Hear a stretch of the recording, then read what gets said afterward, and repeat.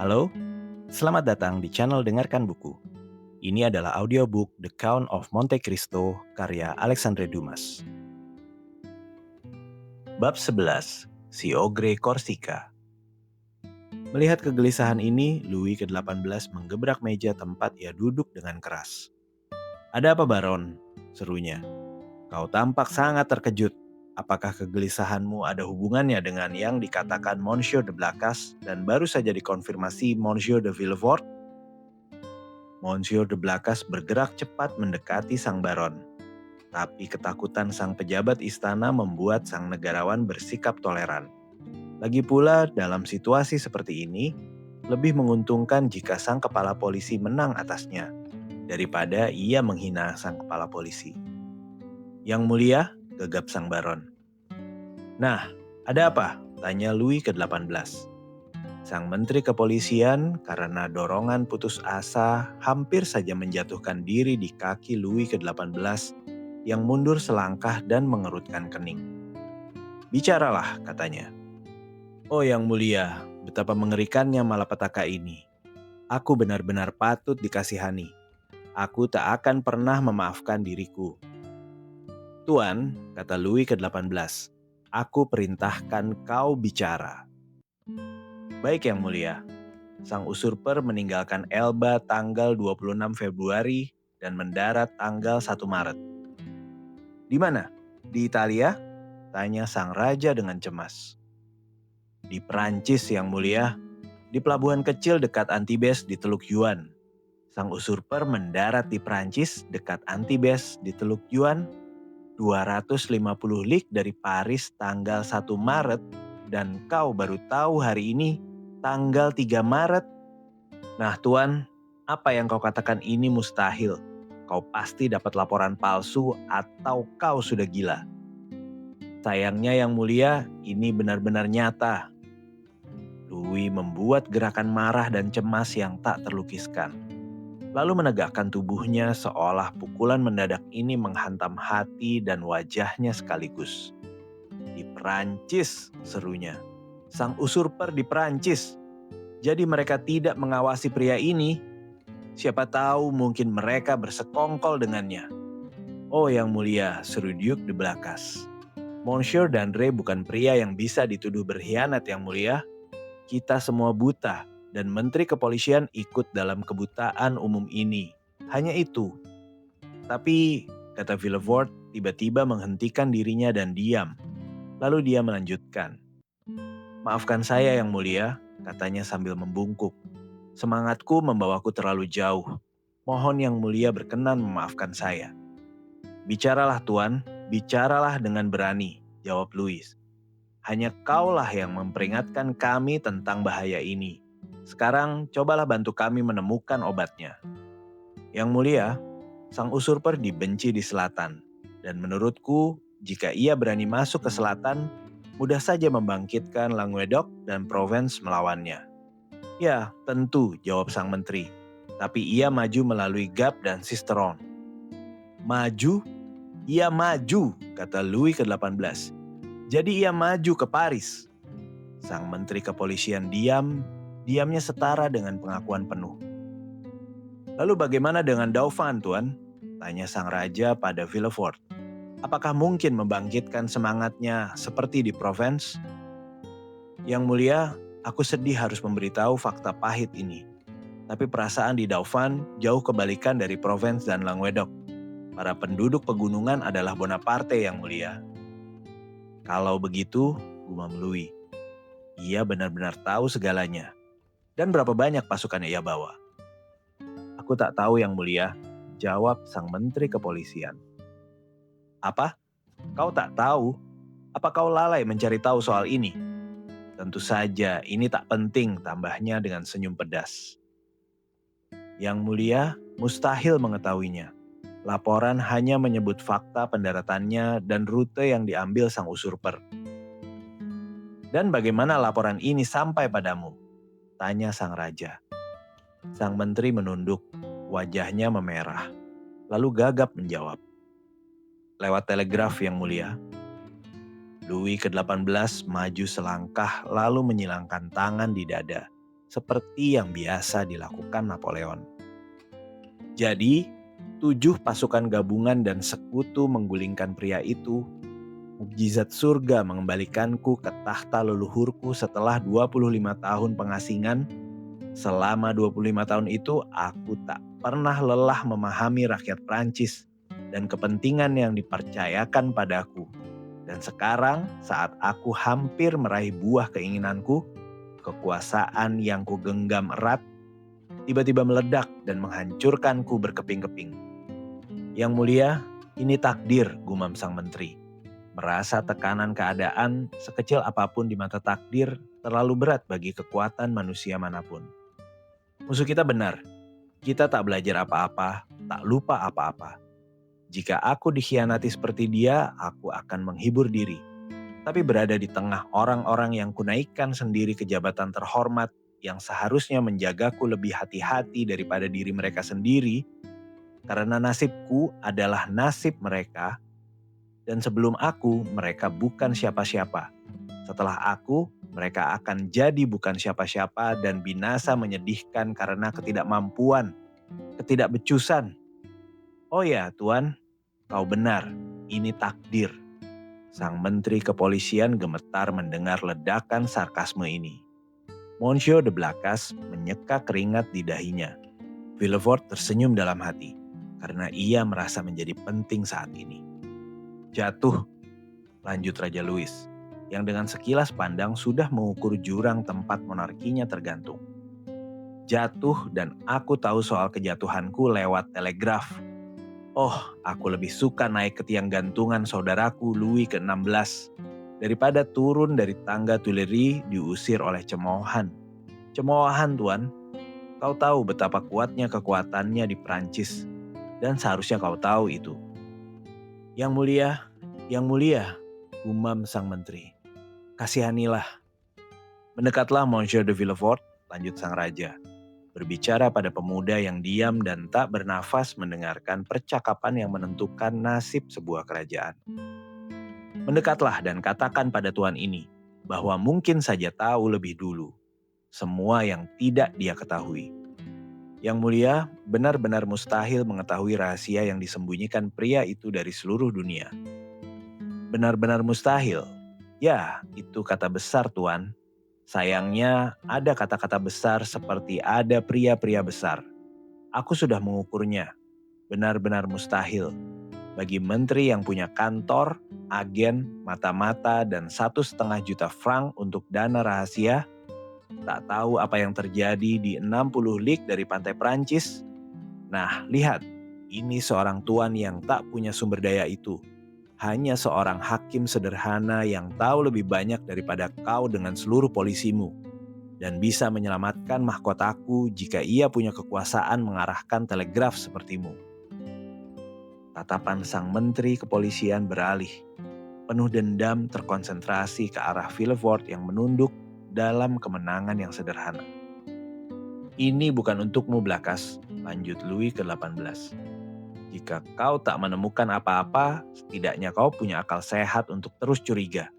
Orang lain selain dirimu akan menganggap pengungkapan Monsieur de Villefort tak penting, atau didikte ambisi yang ingin bayaran. Kata-kata ini adalah sindiran pada pernyataan percaya diri sang menteri kepolisian 1 jam sebelumnya. Villefort paham maksud sang raja. Orang lain mungkin akan mabuk oleh pujian yang memabukkan ini. Tapi ia takut membuat musuh mematikan dari sang menteri kepolisian. Meski ia tahu Dandré sudah hancur. Faktanya, sang menteri yang saat berkuasa penuh tak bisa mengungkap rahasia Napoleon, mungkin dalam keputusasaan akan memeriksa Dantes dan membongkar motif konspirasi Villefort. Menyadari ini, Villefort justru datang menolong sang menteri yang sedang jatuh, bukan membantu menghancurkannya. Yang mulia, kata Villefort, tiba-tiba saja kejadian ini membuktikan pada Yang Mulia bahwa hasilnya ada di tangan takdir. Yang Mulia berkenan menganggapku punya wawasan mendalam, padahal itu hanya kebetulan. Dan aku memanfaatkan kebetulan itu, seperti pelayan yang baik dan setia. Hanya itu, jangan beri aku lebih dari yang sepantasnya, Yang Mulia. agar Yang Mulia tak pernah perlu menarik kembali pendapat pertama yang berkenan Yang Mulia bentuk tentangku. Sang Menteri Kepolisian berterima kasih pada pemuda itu dengan tatapan penuh arti. Dan Villefort paham, ia berhasil dalam rencananya. Tanpa kehilangan rasa terima kasih sang raja, ia membuat seorang teman yang suatu saat bisa ia andalkan. Baiklah, lanjut sang raja. Dan sekarang tuan-tuan, katanya menoleh ke Monsieur de Blacas dan sang Menteri Kepolisian. Aku tak butuh kalian lagi. Kalian boleh pergi. Yang tersisa sekarang adalah urusan Menteri Perang. Untungnya Yang Mulia, kata Monsieur de Blacas, kita bisa andalkan tentara. Yang Mulia tahu, semua laporan mengkonfirmasi kesetiaan dan keterikatan mereka. Jangan sebut laporan padaku, Duke, karena sekarang aku tahu seberapa bisa aku percaya laporan itu. Tapi soal laporan, Baron, apa yang kau ketahui soal kejadian di Rue Saint-Jacques? Kejadian di Rue Saint-Jacques, seru Villefort, tak bisa menahan seruan. Lalu tiba-tiba berhenti. Ia menambahkan, maafkan saya Yang Mulia, kesetiaanku pada Yang Mulia membuatku lupa. Bukan rasa hormat, karena itu terlalu dalam terukir di hatiku. Tapi aturan etiket. Lanjutkan Tuan, jawab sang raja. Hari ini kau telah mendapatkan hak untuk bertanya di sini. Yang Mulia, sela sang Menteri Kepolisian. Aku datang sebentar lagi untuk memberi Yang Mulia informasi baru yang kudapat soal ini. Saat perhatian Yang Mulia teralih oleh peristiwa mengerikan di Teluk, dan sekarang fakta-fakta ini mungkin tak lagi menarik bagi Yang Mulia. Sebaliknya Tuan, sebaliknya, kata Louis ke-18.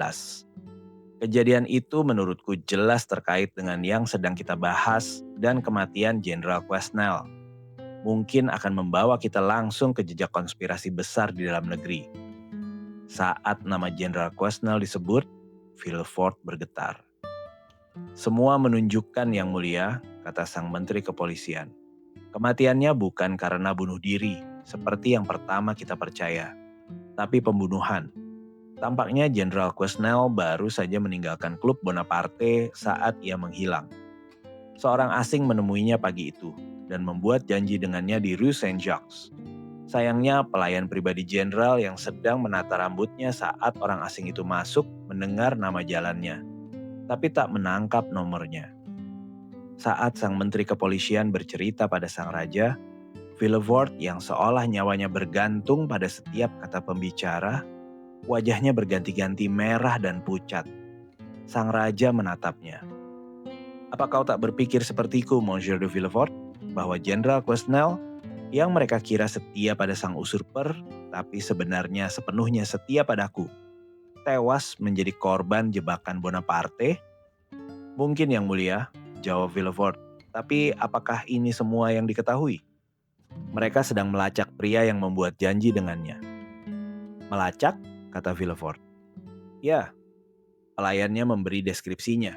Pria berusia 50 hingga 52 tahun, kulit gelap, mata hitam tertutup alis tebal dan kumis tebal. Ia berpakaian mantel biru, terkancing sampai dagu, dan memakai roset perwira Legion of Honor di lubang kancingnya.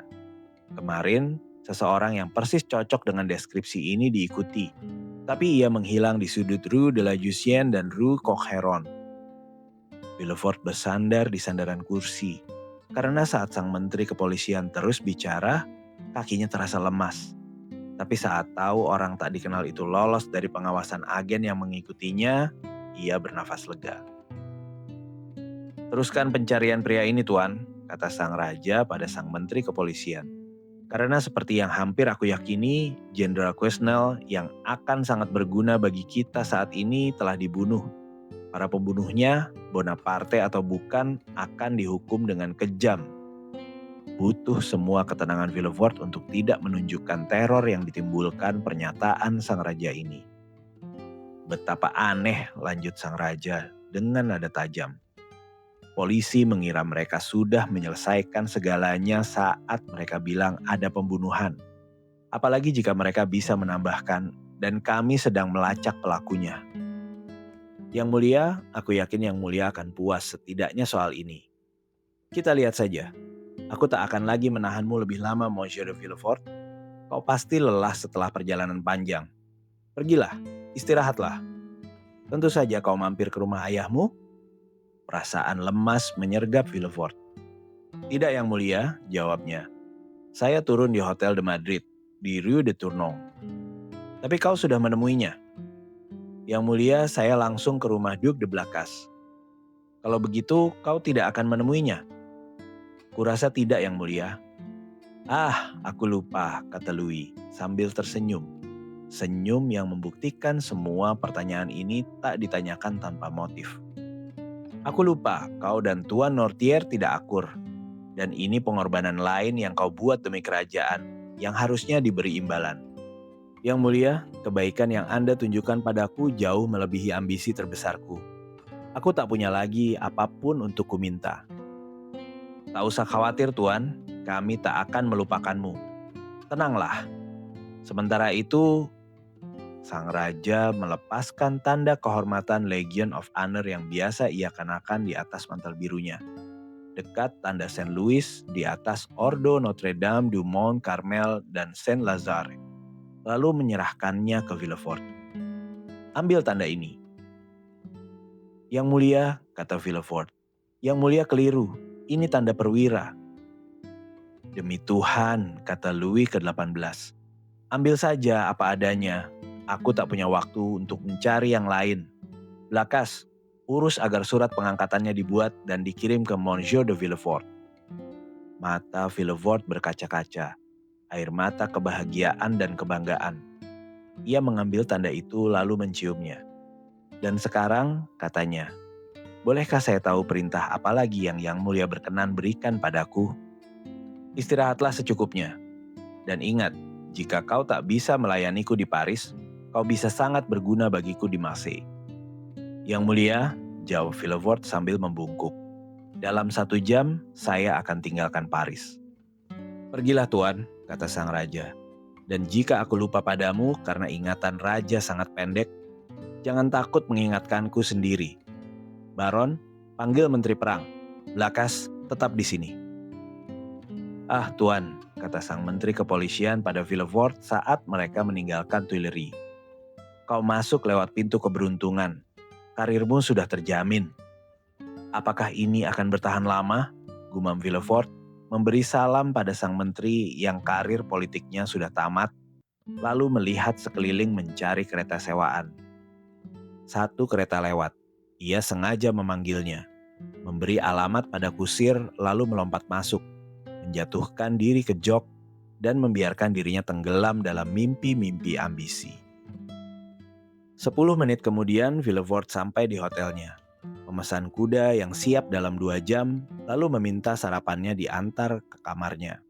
Dia baru akan mulai makan saat bel berbunyi nyaring dan keras.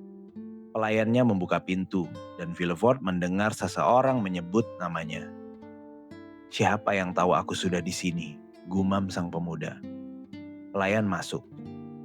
Nah, kata Villefort, ada apa? Siapa yang membunyikan bel? Siapa yang mencariku? Seorang asing yang tak mau menyebut namanya. Orang asing yang tak mau menyebut namanya? Apa maunya denganku? Ia ingin bicara denganmu. Denganku? Ya. Apa ia sebut namaku? Ya. Seperti apa orangnya? Ya Tuan, pria sekitar 50 tahun. Pendek atau tinggi? Setinggi dirimu Tuan. Gelap atau terang? Gelap, sangat gelap. Mata hitam, rambut hitam, alis tebal. Dan bagaimana pakaiannya? Tanya Villefort cepat. Mantel biru, terkancing rapat, dihiasi tanda Legion of Honor. Dia, kata Villefort. Wajahnya pucat pasi. Demi Tuhan, kata pria yang deskripsinya sudah kita sebut 2 kali tadi sambil masuk ke dalam. Banyak sekali upacara. Apa di Marseille kebiasaannya anak membiarkan ayahnya menunggu di ruang depan? Ayah, seru Villefort. Jadi aku tak salah, aku yakin itu kau. Nah, kalau kau yakin, jawab sang pendatang baru, sambil meletakkan tongkatnya di sudut dan topinya di kursi. Izinkan aku bilang Gerard, Tak patut seorang anak membiarkan ayahnya menunggu di pintu. Tinggalkan kami, Germain, kata Villefort.